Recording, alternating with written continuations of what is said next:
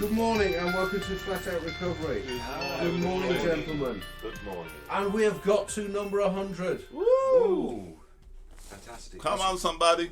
When we started this, Ronnie, I had no idea that we'd get anywhere near this. There's no expectation placed on it. I didn't know quite who I was going to get, what we were going to do. You came at the beginning and you stayed. You're the only one who has. And we've seen many people come and go. But of course, Neil, you came just over a year ago and you've brought various waifs and strays with you since then. And we've now assembled some sort of podcast community. Yeah, it's brilliant. We've been fortunate in that we've been given a space to do this, and we're doing this as part of changes. Yeah, so thank you, changes. And we all came through changes. Yeah, we did, yeah. And it's the part of the giving back and giving to the world that I suppose we're supposed to do anyway, aren't we? And I see that in a lot of things I do now. A lot of 12-step stuff, and it translates into stuff I do elsewhere as well, that's with normies. But anyway, to celebrate our 100th, here is a message from Steve Dixon, the CEO of Changes UK. Good morning, everyone. This is Steve Dixon from Changes UK. It gives me great pleasure to introduce our 100th podcast this morning. Richard and the team have been doing some great work getting the message out there, sharing recovery stories, helping people overcome their adversities and their difficulties, and their shared experience has shared the message of recovery across the UK. I've had people telling me about this from across the world, so may the great work continue, and I hope you enjoy our 100th edition. The big up, you want the personal. Thank you, Steve.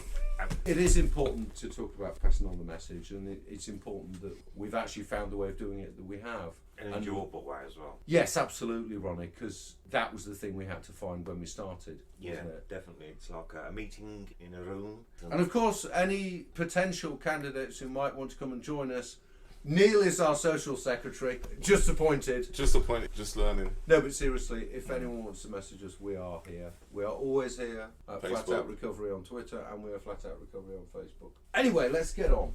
Ronnie, you've been here since the start. That's a long time to put up with me, isn't it? I have. I came in on the first day and then still here. Are you going to put some pictures on this episode, like Ronnie, 100 episodes ago? No, because Ronnie doesn't want to see the one that showed him going bald. The one that was really unflattering. Wow, I didn't know. I've seen this picture of myself. It's not like something you do, is it, when you're roaming around the streets like a skull rat looking for something to take or drink? People don't tend to take pictures, and it's, coming to recovery, someone's took a picture from a back view of me, and I've seen this big bald patch like what? He went abroad to get implants because of that. Because of that picture, on the back of that picture. Yeah, All because of that picture. He was so mortified. They thought, no, I've got to fix my hair. That's it. No, honestly. Rather than going bald gracefully. So up until then, everything was alright. Yeah, and then I seen that picture, and then it was just like my world crumbled around me. So you were kidding yourself, thinking you were only slightly bald and doing a bit of a sweep. I just thought there was a tiny little bit there.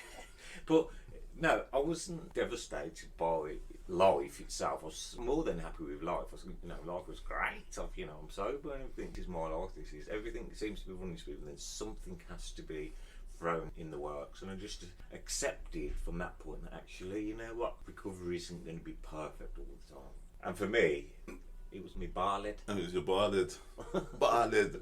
But it really played on me for some reason. I don't know what it was. I can imagine you in the early 90s with the locks and I did. I've always had that. I've always had hair, blonde and this colour and that colour and stuff. But Happy Mondays kind of thing. Well, the hair's gone. But he's had to have it replaced. See, I've had it replaced. like Wayne Rooney or Graham Gooch. I'd like to say for a fraction. Graham Gooch's done a lot for that industry, didn't he? Yeah, an absolute milestone. Graham Gooch is no longer bald. But it was Wayne Rooney for me. Was it Wayne Rooney? Yeah. See, they always get someone every 40 years or something. They change it over, innit? Shane Warne did it as well. Actually. Shane Warne.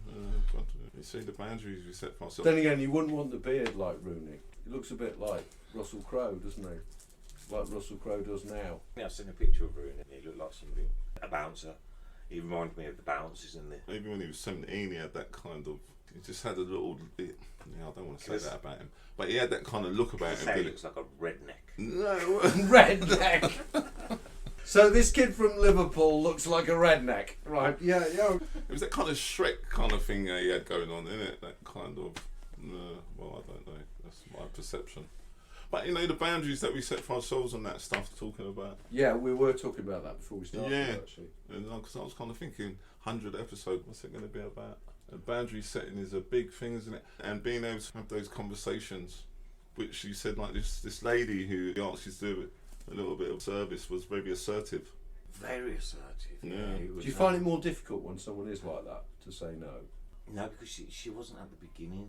At the beginning, if she was like that, I would have found it easier to be very assertive back. I would have just struck Yeah. while the iron's hot. But the thing is, at first it was quiet and polite. So obviously I've fallen into the trap, and I feel like Oh, she's tricked you. I feel cornered and trapped Yeah. and tricked and everything. And I'm like, no, go away. And So how she's- dare you? She's done the good cop, bad I haven't wish even kind of replied cop. to the message yet to confirm after a bit of debate of whether I can actually make it. I would have to change some plans, but I can do the following week. If you could do that for me, that would be easier. No, this week will be good. Like, no, this week's not good for me, so unfortunately I won't be able to attend. So, It's yeah, all my wrongdoing, by the way. The way it's my lack of assertiveness. I'm doing it all for the wrong reasons as well, because I've just had some better plans come up. and you know what? I find that boundary setting and the saying stuff and having them awkward conversations, they disturb my spirit. Disturb my They spirit. disturb my spirit because what it is, like, if I don't deal with it like, as best I can, like, all of a sudden I start getting anxious.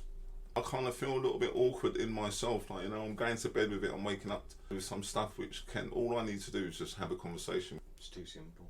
There you go. We sit with stuff, I sit with stuff that I can sit with stuff for days and days and days, not even realising I'm sitting with it. And it's going through my head, and then suddenly I have this, why do you keep thinking over and over about this one situation? And you're right, a little conversation would sort it, but it just goes against our, that feeling of, they say in the book, don't they, it's a man's privilege to be angry, it's a man's privilege to be, it's a nice feeling to be angry sometimes, to really get it off your chest and really tell somebody what for. You really shouldn't do it. In the boundary play. If there's such a thing. You know when you play it over in your head and you play the scene in your head of how you would like something to go and how you could really like everything that you won't do to the face physically because you work in a program and you know that's not the right way to do it now anyway, but you really go into awe and it feels good inside, or is that just me? I don't know. I think we have to expurgate in that if I get angry, I can't just think, oh yeah, well I'll just practice a bit of patience and tolerance and pray and it will go away, because it fucking won't. And I have to find a way of channeling that anger out. I go and bash stuff up, or I go on ridiculously long walks, or I channel it into a rehearsal context. There's all sorts of strategies I use to avoid directing that anger at another human being. Yeah. Because really, that's what it's about. It's about me finding a way of not being needlessly angry. There are times when I have every right to be angry, and I just have to choose how to make my point. This thing about self-awareness and also about the creation of boundaries is that I have to have my own boundaries around the way that I speak to other people. Yeah, I'm livid with this person, but me actually going at them is not going to solve the situation as well as me making a reasoned and levelled approach and making my point sensibly, which makes it more difficult for them because I haven't gone nuclear on them. And also I may discover after doing that I'm going to get nowhere anyway and we're back to playing chess with pigeons again. But it's about how I then take that anger that's in me and get rid of it. And this is why a lot of people need to go to the gym. This is why a lot of people need to go running. This is why a lot of people need to take up other activities that let you get rid of what's physically inside of you. And I have to have my own boundaries around that. Yeah, I'm absolutely white hot mad at this person, but I know that going and being offensive and going for them is not going to help. So how am I going to deal with that and get rid of the fact that I'm blazing angry? Because the danger with being blazing angry and doing nothing with it is that some poor woman with 3 kids getting in my way in the supermarket suddenly cops for it. Yeah. And in the past what I've done is I've talked to somebody else directly about the person, which is then not good because it's called then triangling, isn't it? So I'm telling someone this one's and then I'm over exaggerating, I'm making it sound worse than it is. It depends on who the person you're telling is, because if they're your safe place and they let you express it angrily, that may well get rid of it. I think that's a really good Yeah. point. No, it's got to be channeled somewhere. like you're saying, because like if you channel it in the wrong place, then all it does is just brings back that frustration and that anxiety to me. That's what it does. When I've kind of sat down in the cold light of day with it and think, oh gosh, that poor woman in the supermarket, or that poor guy over there who had nothing to do with anything. And there's no reason why you shouldn't have a person or people that you go to when you're angry and get it out of your system. Because if you know they're a safe place, it means you can say all the things you really want to say to that person. This is actually why it wouldn't necessarily be unhealthy for us to one night put up a dartboard with someone's face on it. So long as you don't carry on doing it, and so long as it doesn't escalate into making voodoo dolls. Do you remember those rooms where you went in with some safety goggles and they gave you like a baseball bat? It's got to be America, I think it. And then you literally just gave you stuff to smash up. Have you not seen it before? Oh yeah. Yeah. So you rent the space, so you just go in there and you just start They smashing. give you things to smash. Yeah. Do you know what's a good idea? The person you've got beef with, right, if you both go into a room fully padded up, boxing gloves, and just batter the lot out of each other.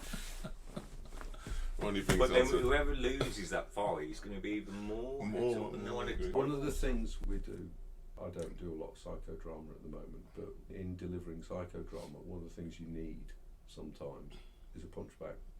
And you need a punch bag for someone during or at the end of the session because of what you've been through and because of where they've got to. The fact is we all get angry as human beings, but some people seem to be born with this way of processing it that we don't have. There's a lot of stored up anger if you've been drinking and drugging for 20, 30 years.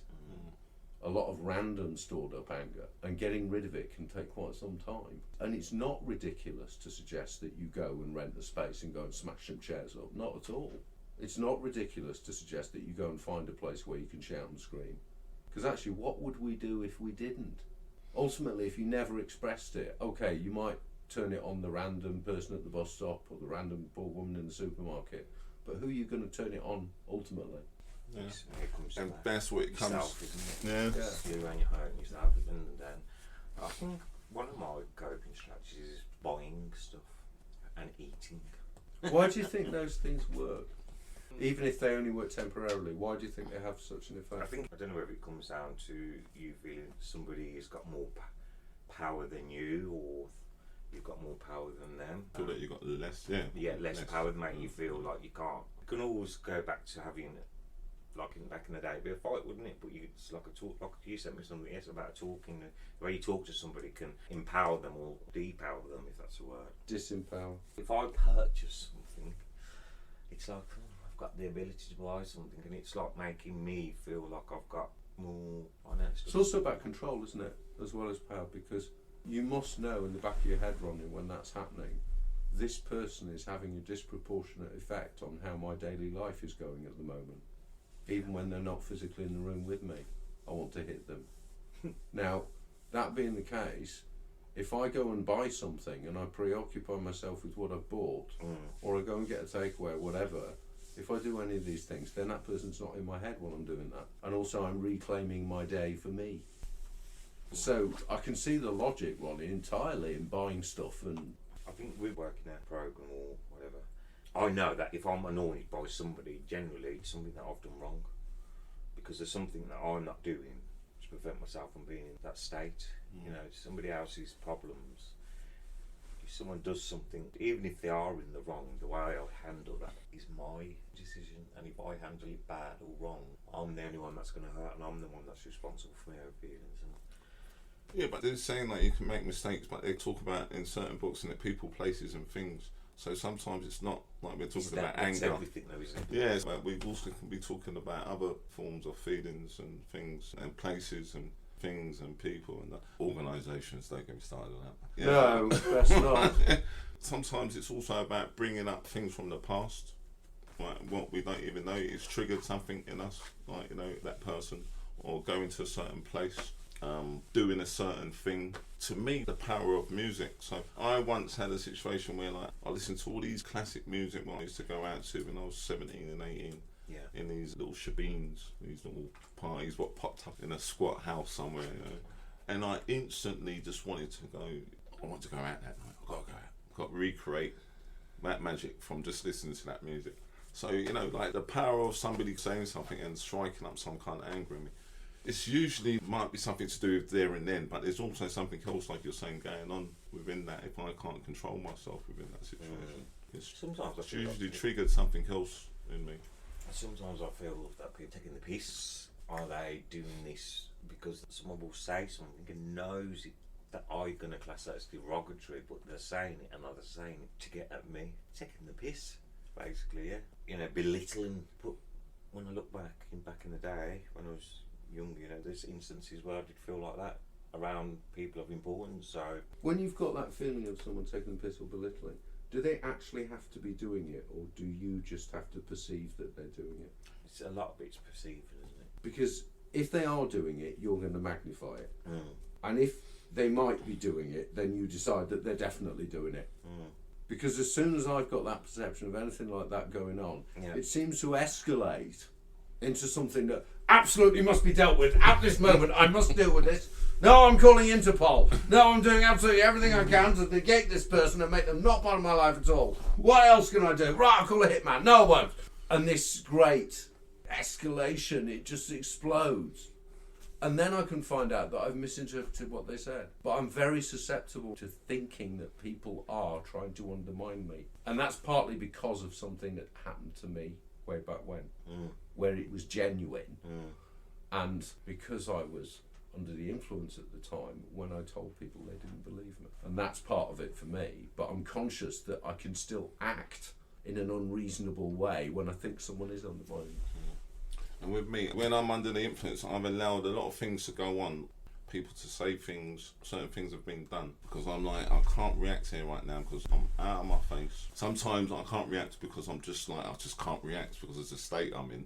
And then sometimes I'm like, if I'm reacting this can get very, because I'm going to overreact, right? So I've had to just wipe my mouth, as they say, right?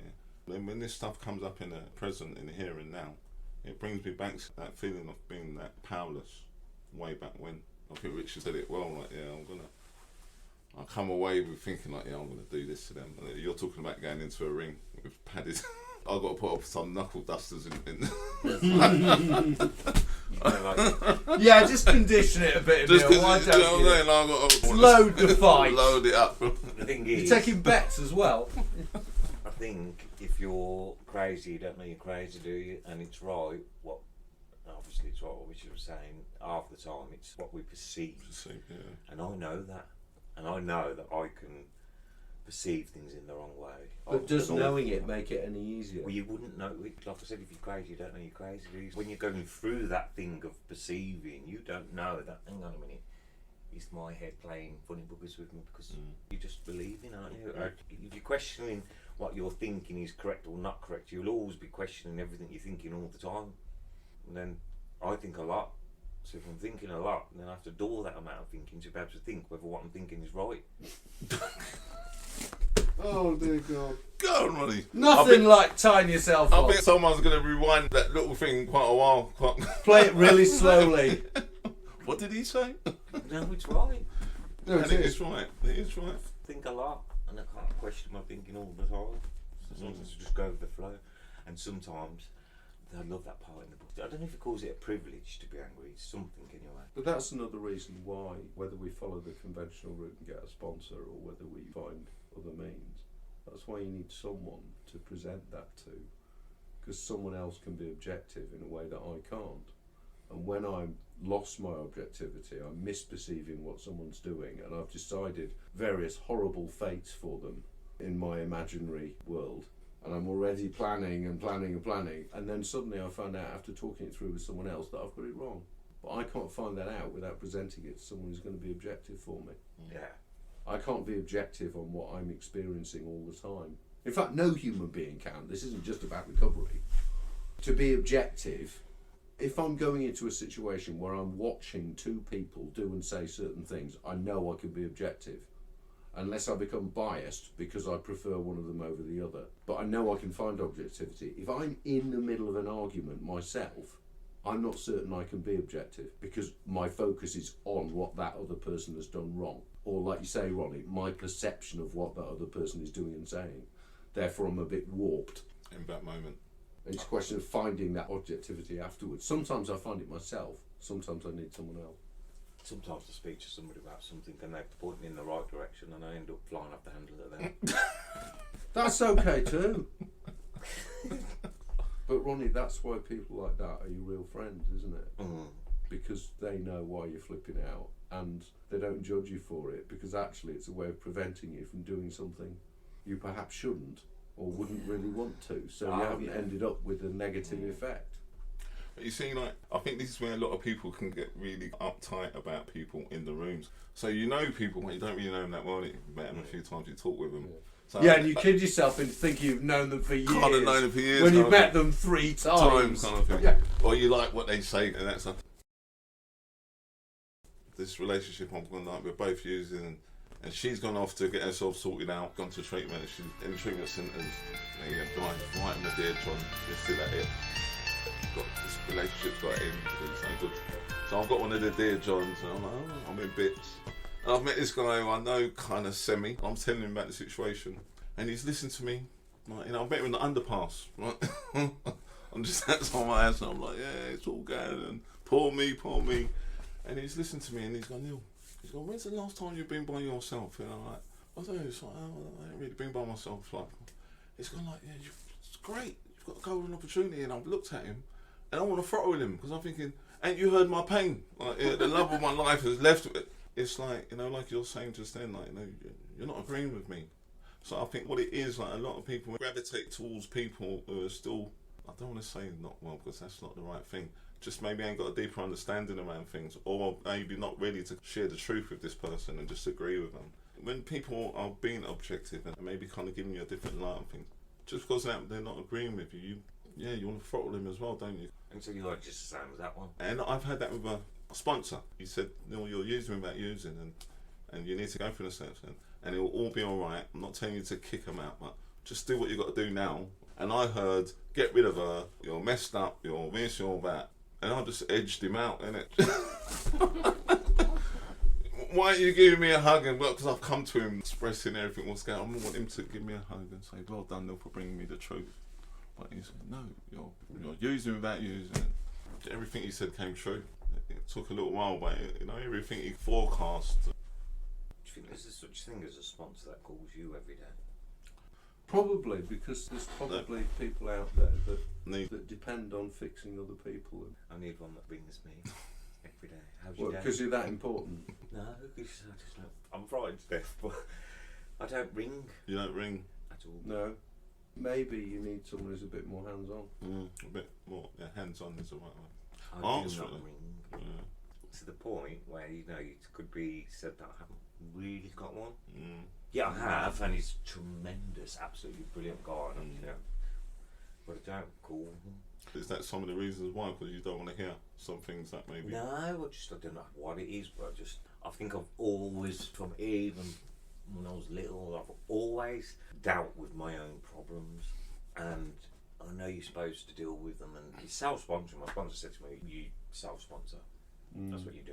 I think there is a danger of people starting to do that when they've been around for a bit of time. And since we're talking about there's a reasonable expurgation of anger, so long as you've got other places you can do that, it doesn't matter so much. And it is, like you say, Ronnie, this exploding at one of my friends, but that's so much better than me exploding at Mrs. A in the supermarket or Mr. B in the bus queue, someone I don't even know, or going into a blazing row with the person I'm pissed off with. And it's picking out those safe places, and we have a conventional system of our own in AA and NA whereby we find a sponsor who guides us through this, and we use them as our mentor and we use them as our priest. And it's not to say that for the rest of your life you have to rely purely on that relationship, is it? And yeah, maybe you do need someone who's a bit more hands-on, but that's not to say that you're not finding ways of getting rid of anger and distress or whatever. When I was teaching, what kids tend to do, certainly city kids, when they're pissed off, they don't realise they're doing it, but they go to a teacher who they know isn't going to judge them. And it means that you can either end up taking confession, or you can end up with them having a full-blown tantrum, trashing a room and screaming and shouting at you. But they're actually doing that because they trust you, because they know that you will take that so that it doesn't get translated onto the person they really want to say it to. And okay, we're not children here, but if if I'm really, really angry with someone to the point whereby I think I'm going to totally lose my rag with them, if I so much as see them, I have to do something about that. And sometimes that does mean I have to go and have a controlled explosion around someone I trust. Yeah, and I think you kind of pick that person to do that stuff with. But what I've done in the past is, like, you know, they kind of talk about this mask situation. It is nice to have loads of them, because some people bring certain things to certain people. They've got maybe more experience in that stuff, or they've been through certain stuff. But I think having that one person and building a relationship, it allows me to start building a relationship with myself as well. It's like you're bringing more kind of everything to one. And then you're allowing somebody totally in. I've never really done that before. And I think the advantage what I'm getting from going through that, and what I'm realising, is that I'm starting to actually build a relationship with someone and learn how to keep building a relationship with someone. You know, and having that trust. So everything's like two-way mirrorish, that paradoxy kind of thing. The more I'm building a relationship with that person, the more I'm starting to build a relationship with myself and getting to understand myself a little bit. And not to say I'm not going to make mistakes and want to kind of fix myself and do something, maybe say stuff what I shouldn't say. But I'm allowing someone, I'm giving someone license to highlight it, or someone's getting to know me a little bit better and can read in between the lines when I'm speaking to them around certain stuff that I would have to be in. We've been here before, a few months ago or 6 months ago, or something like this is coming up. And it's that kind of stuff what I'm starting to learn today, a lot more so. Because I would spread it thin. I'd have that one for that one, this one for that one. Yeah. And you spread it thin, and you're kind of controlling that. And Yeah, of course. so, It's do you know what I'm massive saying? manipulation, isn't it? But I'm doing it to me. It's right, you've got to look at the bigger picture, and you can realise that what you're doing isn't fixing. You can say something to one person about a particular person, because I know that person doesn't necessarily get on with them at this. I know who's friends with who, at what times they're friends with them, and when they're falling out, so I can pick who to go to at which time. And I think because there's so many different things to think about all the time, I'm trying to find this one rule fits all. Just one rule. What will God do? Just can't be bothered. It's a bit vague, isn't it? I lost the plot the other day. I was in a meeting and I was asked to do something. It wasn't not an AA or NA or anything. It was a meeting with some professionals who was in charge of me. And they asked me to do something, and I didn't want to do it. And I couldn't contain myself. I was like a raging lion. And I was asked, why are you doing this? And then my words was, if I'm honest with you, I cannot be fucked. And I thought, my God, where did that come from? And then I was being poked, well, maybe there's a reason why you don't know. And I just couldn't. The whole meeting was just like, look, we all have bad days in recovery, and this is one of them. I can't be fucked. I actually couldn't believe what was going on. I look back and I felt terrible about it, but at the time I had no control over it. There was a lot of anger there, and I couldn't understand why. And then We can get angry without necessarily identifying it. it was like the fire, the flint that was being sparked. I felt that spark somewhere else. Yeah, it must have been sparked somewhere else. It must have come from somewhere else. But that's not to say that you can always identify what's making you angry at any given time. No human being is going to stay calm like Buddha all the time. Yeah. I bet even Buddha got angry. With himself. Maybe at the back of the monastery or whatever, he had a squash court and a timber yard. So when the monks had finished with their kites and Buddha had finished with his stuff, you know, they'd go and hammer squash balls around, or they'd go and smash up some old bangers that they were doing up. No, we just So ate. You just go- eat. didn't Going you? on to Amazon. market, you know, they'd have to go down in an old banger, wouldn't they? Something So I like don't that. know, what do they do out there? Do they travel by yak or something? I'll tell you what, I maybe like to get Travel someone by to anger kite. at me. Yeah, what's it? Travel by kite. Yeah. So Tibetan monks come flying through the sky down from Not impossible. the peaks. Big enough kite. I mean, look, we go on gliders, don't we? They'd need a big basket though to carry all the shopping. So it needs to be a very big kite. Be a glider anyway, wouldn't it? Hot air balloon. Surely, can you fly in a kite? You can. We do. No, they've got the flying suits now. That's what they Well, is that for base jumping? They've got gliders. they're gliding. Hand gliders. Oh yeah, gliders, yeah. It's a But kite, isn't it? actual kiting, you know, would you do that off a 2 kilometre up cliff in Norway? They do. Tibet's high up, isn't it? Yeah. So they just jump off the rock, don't they? They get the kite, they drag them along the beach in the buggy, and then they let go of the buggy. Like paragliding. Paragliding. Yeah. So I can't have faith in that. I haven't got faith in anything. Not something you'd fancy doing then. I would, but I wouldn't. Do you know, I can't. barely have faith in aeroplanes, right? That's as close as you get. Anything else? Hot air balloon? No. It don't make sense, does it, hot air balloons? Because, like, what happens if the wind... Yeah.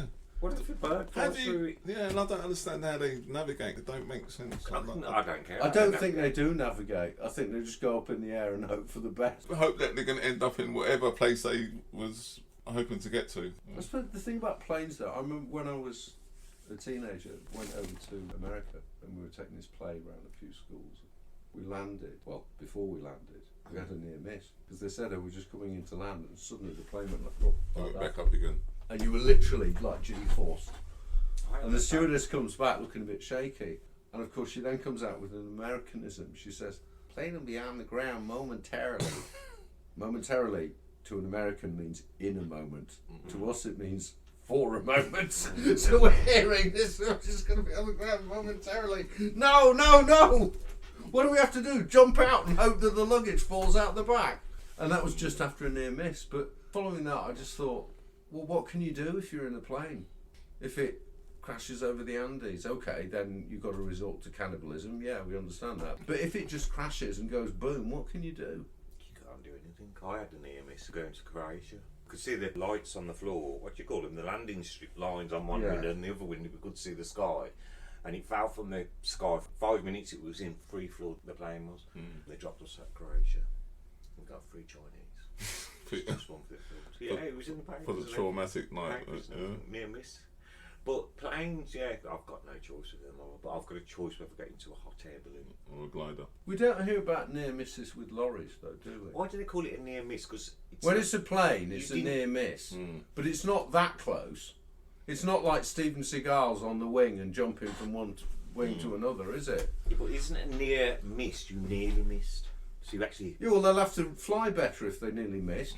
A near Well, miss. what have you nearly Obviously, missed? they're not A doing near miss. miss is a hit, isn't it? Nearly missed that plane. So you hit it. Okay, nearly- near hit would Near be the hit. correct term, wouldn't Yeah, it? yeah. But we don't want to think about a hit of 2 planes. Hit, yeah. And what are they doing if they're not good enough to get it right and it's always nearly? It could be a number of things. The hydraulics. It could be the frost on the wings. It could be the de-icing not working properly. It could be a number of things. People sitting on the right side might weigh a lot more than the The people right sitting side, on the yeah, left, so could be the that. plane's flying wonky in the first place. Or you've got a special place where people from the aviatic kind of blah blah go for treatment.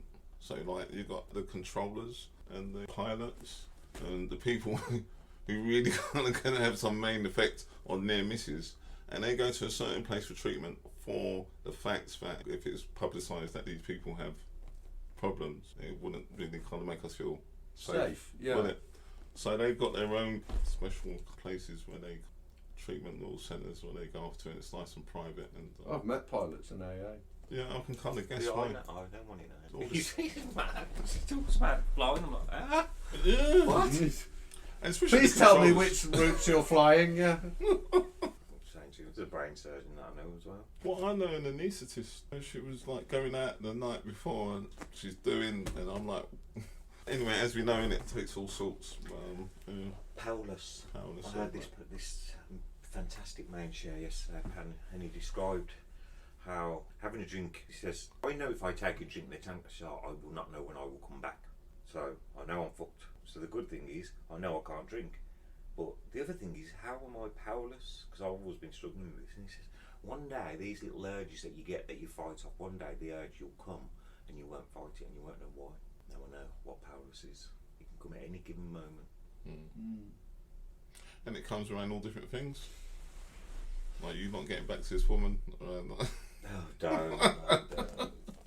Well, Just I gonna felt- have to do it. I'm just going to miss out on something else. And what's going on, this other thing that has come into play is actually probably not a good thing to be doing anyway.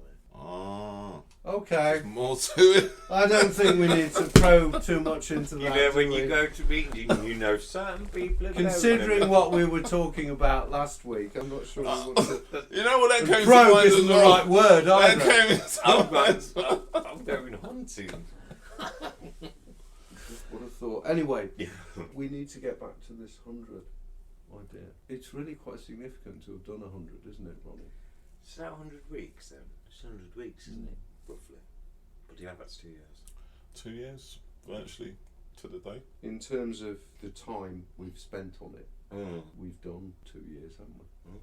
Just over. In fact, it was just over 2 years ago that we started doing this, wasn't it? Mm. It's one of those milestones that always seems bigger. It's connected with age. Obviously, I have things about age because I'm the other side of 50 now. And, well, I'm not on my own in that one, am I? But unless God were to play the ultimate joke on me and keep me alive for that long, I know I'm not going to be 100. You know how many people do. But the idea of 100, one, it's from me playing cricket when I was younger, because that was what you wanted to do when you went out to bat. But it seems like a hell of a number to have been doing this, because it just creeps up every week. We do this every week, and we don't think about doing it now, and we do it, and we cover all sorts of topics over and over. And it feels very significant that we've done that many. It is quite crazy, isn't it? And we haven't missed one either. No. It's lovely to start being consistently consistent, isn't it? Yeah. It Because gives us- we've not missed a single show. And I look and I think, well, if I'm to praise myself, which I don't try not to do, but I think I was going to get to that.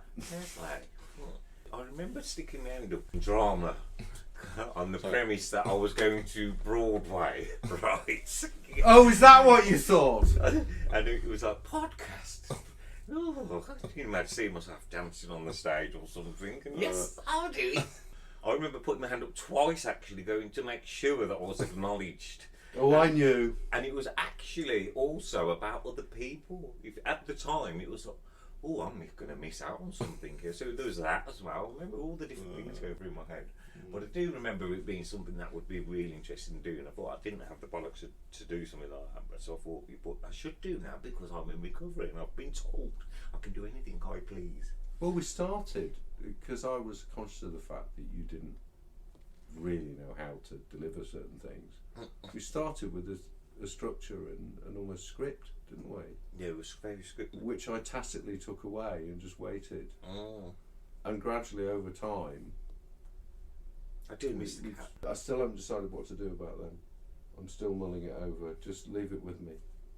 Maybe we should I do was some sold. short I was sold cartoons on with the them. cats. I think Short that's- I do cartoons, think that's like, you know, you get in the newspapers, you can get the little one Quick little page. thing. Yeah. And what and the cats today? And a quick run through and very, what have we not do this, that, and the other. Viz, I'm Tom. private eye. Oops. Anyway, dilemma time. So we're not going to pat ourselves on the back too much about the fact that we've managed to do 100 episodes. I'm incredibly pleased that we've got this far. It's something to be It's- proud of. It's a real record of consistency. For me, it's massive to have done this and put it out every week for that long. It's not a lot of things I've realised I do. I do meetings a lot as well. My brother highlighted that to me yesterday. Yeah, it's incredible to sustain it because I never sustained anything for lengthy periods of time. I'd get bored of them so quickly and go on to Next. something else. Next. And actually, it's reflected in various other areas of my life now that I am relatively consistent in a way that I never used to be. I've been told that too. Anyway, your best friend, who you've known all your life, suddenly tells you that he has an escalating gambling habit and wants help. Do you A, ask them for tips? B, suggest you go to a casino together so they can learn to gamble responsibly? C, suggest they go to Gamblers Anonymous? D, tell them not to worry, it's gambling, not Class A's? E, tell their family and their employer they become a liability? Oh, I've got an extra one here. F, listen to the whole story before doing anything. Well, there's two answers. I think there is two answers. You think like the it's last two? one, did you? Did you Yeah. like the last one? I like the But last one. definitely listen to the whole story. That one made me feel. Give me some Well, comfort. listening to the whole story, Ronnie, I think is a given, isn't it? If you're gonna, yeah. No, but I like to want to hear everything so I can make the best choice. Because again, is it ego? I want to make the correct choice for the person. I want to save that person. So I need to know all the details. And then obviously suggesting Gamblers Anonymous. I would definitely be asking them for tips because I'm telling you now, they wouldn't be saying they've got a gambling problem if If they were winning. yeah, the fact they've got a problem, they're obviously losing, so I don't need no tips off them. Casino, one last bash. How would that be good for you, though? One last bash. I'm a bit frightened of casinos because I've won loads of money in casinos, and I've also lost loads of money as well. So, What's really dangerous about this? It's gambling. It's not Class A's. the thing is, right, it can lead to people hang themselves and people kill themselves and get yourself into that much trouble with gambling. You know, it can still lead to death. Gambling, you can get in trouble with a mob. It's a bit different to having a heroin habit, isn't it? I think, you know what, it's happened to me, that has. I was robbing the man's chips off the table. I've got away with it a few times. But yeah, the problem with the gambling, if you take the gambling out of the situation, if the person's an addict, you know, you take the gambling away, then they might move on to something else. You've got to treat the addiction. It always comes back to the way it makes you feel, doesn't it? And everything. Like, so, you know, people have got substance misuses, and like, to me, substance, I throw alcohol into the mix there. And with that, to back that problem in the financial way is not a problem. Financially, it's not an issue, but it's the way it makes them feel. And I think, like, with the eating, the gambling, we're buying stuff on Amazon. The Amazon lady during lockdown, well, the one what done our street, was there like about 4 times, like in the morning, like mid-morning, afternoon. Oh, yeah. They would, like, it's absolutely disgusting. It was, yeah. So, yet again, like, how does it, like, then people, it's just how it makes you feel. Yeah, but there are some limits on it. There's a limit to how much trouble you could get into if you're just drinking 9 litres of white Friday a day. There's a limit to how much trouble you can get into with certain forms of addiction. Yes. But with gambling, you could lose your house in the turn of a roulette wheel. Yeah. It's a question of how the problem is viewed by the person themselves, isn't it? Yeah. Depends. Because in order to get into recovery, you've got to accept that it's a huge fucking problem. Otherwise, you won't get there, will you? Yeah, I mean, I lost my house through drinking and drugs, and I lost. No, what I'm saying is that gambling is not insignificant just because we think, oh, a few quid. Oh, yeah, The tendency is to think that. It's awful. You know, people turn then to selling drugs to doing all sorts. Because if I lose my house over the booze, I had to sell mine because I couldn't afford to pay for it anymore. Yeah. Which was connected with everything. And yet I have some control over that. I had some control in that situation. I had to sell it, but I had some degree of control. I didn't just lose it in one night and have to move it's out a the next slow day. process, isn't it? Whereas with that thing there, you spin that 'Cause- wheel. Yeah, because booze or drugs, I'm going to get in a certain amount of trouble. I'm going to get in a certain amount of debt if I'm not careful. I'm going to get very, very physically ill. However, what doesn't happen is I go into one room on one night, pick the wrong card, and it's all gone. That's frightening. And I think there's a tendency, even among those of us who are survivors of hellish alcoholic and addictive pasts, to think, oh, gambling, is it really that? You know, how many people really gamble their house in a casino? Hell of a lot. You'd be surprised. I think we'd be surprised. Which there'd be ways around it. And if you go with some rich person, you can, like, you know, give me this on the basis that if I don't give you, you've got my house and stuff. Yeah.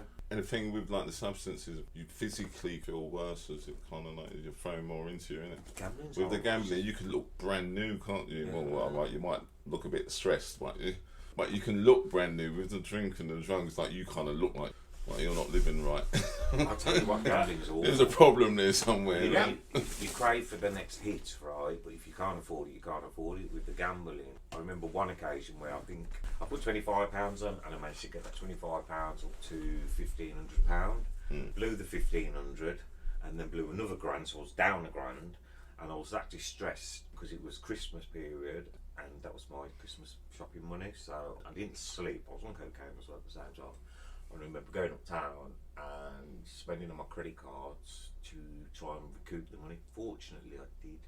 Within a few hours, I'd managed to break even or get that money back that I'd lost. It was just like back to normal again. And that was just by luck. If I hadn't have done that, if I didn't have them credit cards to be able to put that initial £100 down on the roulettes to double up here, there and everywhere, I'd be fucked.